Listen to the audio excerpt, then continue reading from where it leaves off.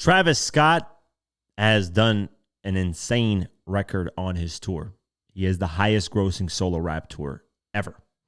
Let's go over this. Travis Scott has reportedly broken the record for the highest grossing solo rap tour of all time after concluding his Circus Maximus Tour last week.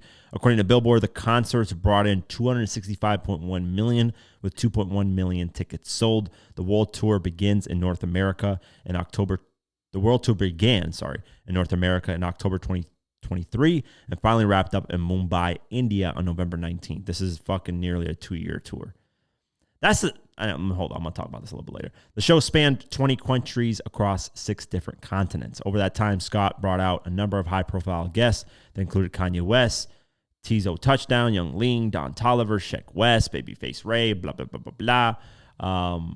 The Circus Maximus Tour also marked Scott's first concert tour in several years following the fatal crowd rush at his Astroworld Festival in 2021. At least 10 attendees died as a result of the tragic incident. Yes, rest in peace to them. And yeah, I still got issues with Travis Scott over that. Travis Scott announced the Circus Maximus Tour in support of his 4th studio album, Utopia, which dropped in July 2023. Yeah, let me see if I can find, according to Billboard. Yeah, so he become the highest grossing solo rap tour. So it is him solo dolo, no co-headline. I mean, he's brought out guests, but it's been him. So yeah, that's a huge, huge feat. But, and here's the but, there needs to be like a time limit on these tours, I think. Because look at The Weeknd. He's had how long has his fucking tour been, bro? You could easily break records if your tour is I'm going to extend this tour for 3 years and say it's part of this tour. Come on. 50 could have done the Green Light. You know the Green Light Gang tour that he had worldwide? He had 2 separate tours of that. He could have added that to the final lap and got another $80 million to $100 million and said, that's my tour. I just generated $200 million. That's what, it's a way of playing with numbers where you're just adding it onto one tour. I think there needs to be a time frame, okay, this is my tour. 6 months, I'm traveling all over America, the world, blah, blah, blah. You can make that happen in 6 months. In 2 years, though, we're talking a little over 2 years is your tour. I get it. You're traveling overseas. You're going to different continents, but it shouldn't take you fucking 2 years to do that. There are artists that were doing these fucking tours in 6 to 8 months to maybe a year max. Let me see The Weeknd. Let me see what this Weeknd tour, because I remember it being fucking a long ass time. Same like Travis Scott's. I think it's this After Hours Till Dawn. Yeah, look at, this is the tour. This is his tour that has generated, by the way, $1 billion. It still hasn't ended. The tour started July 14, 2002, and the end date is September 6, 2026. 4 fucking years. And I guarantee you he's not touring every single day, and it's spread out dates. Look at this. Look at this shit. This is what I mean. This is manipulating numbers and saying, oh, my tour is the highest now because of this. Look, 2023, he does, in London, he does July 7th and July 8th.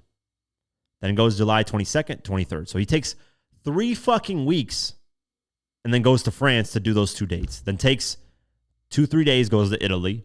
Then takes a whole month to go to England. Then takes a whole 2 months to go to Brazil. And it's counting as part of the fucking tour. That's cheating. That's, like I said, 50 could have just added his Green Light Gang tour and added all that up and said, hey, look at my tour, guys. I've been touring since 2021.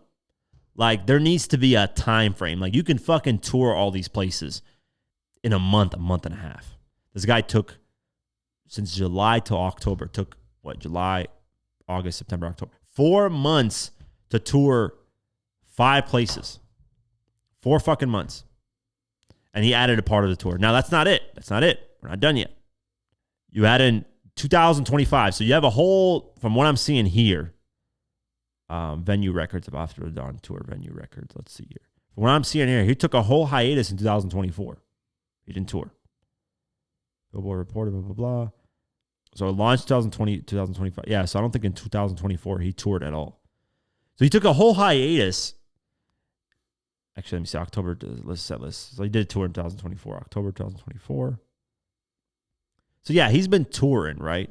Look at the shorts. So he started in 2022, did these dates in the United States and Canada from July till November, which is a long ass time, by the way, to do some dates. He's literally missing like days, weeks, and then doing these dates. And then 2023, he did June till which this he actually did like back to back to back. He actually did these dates. Like this is a tour, right? He started, but this is the problem. He starts in America, takes a whole year hiatus in 2023. Then he goes to Europe, then a whole hiatus of another fucking year, and then goes to Australia, and then a whole hiatus of another year, and then goes to other areas, mixed in with some America, United States, some Canada.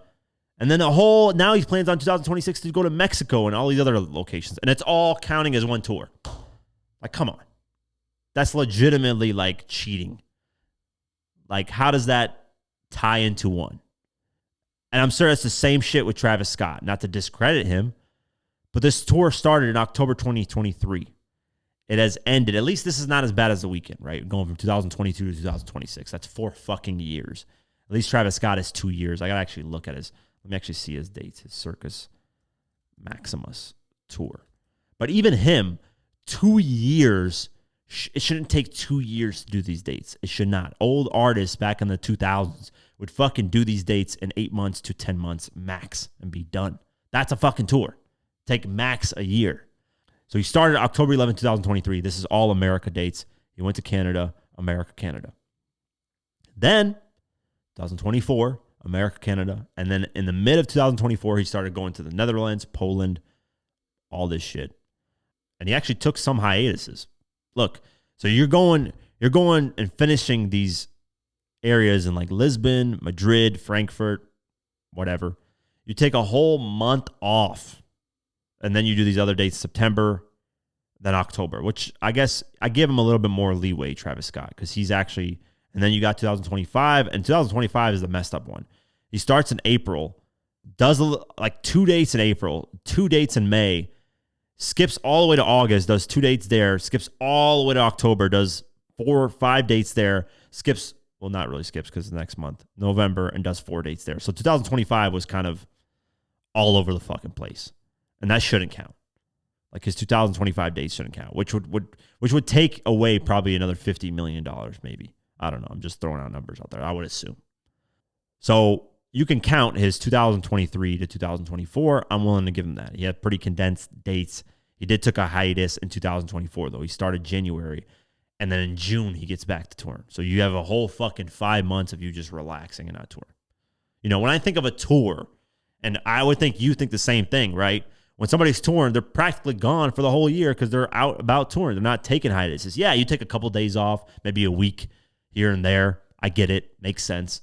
But like artists would do tours 8 months, they'll tour the whole fucking world and be back. Done. There's your tour. That's it. That makes sense, right? But these artists are like doing these like, yeah, I'm doing these shows. I'm going to put it into one tour. Like The Weeknd is definitely cheating the system. Like him way worse than Travis Scott, but Travis Scott to a certain extent as well. But whatever, round of applause. He gets his credit. I think these artists, they're moving these dates and skewing these numbers and adding it to the same tour to act like, look at my tour. It did $400 million. But yeah, I don't know, man. There needs to be rules to that and what records are breaking. Like how long does that tour, allow to last? Same with like these songs that Cardi B added on her fucking album. And all of a sudden she has a double platinum album on songs that came out 4 or 5 years ago. Like, why don't we have guidelines and rules to this stuff? It's really ridiculous. But hey, if you can find a way to cheat the system, fuck it. Make yourself look better. But round of applause, Travis Scott. You did your thing.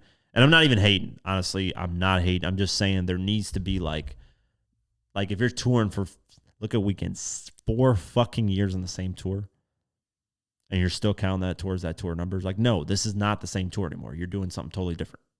Like, come on. He's probably going to drop an album by the time the tour is even over, before it's even over. So there you go. You're in a whole different tour then if you drop an album.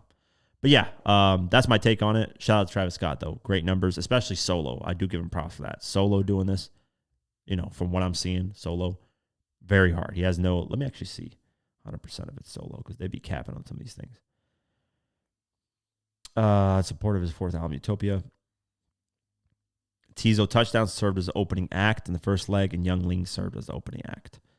While, yeah, so he is like the main star. Like, you know, having some opening acts at Tizo Touchdown doesn't really count. As, you know, if he had like 21 Savage or like how Drake had 21 Savage or these other people, not equally as him, because Travis Scott's a pretty big artist, but, you know, up there, like if he had, I don't know, fucking J. Cole on there or some shit, it would make sense, right? But yeah, he is basically solo, big name, big tings. So yeah, shout out to him, man. Great feat.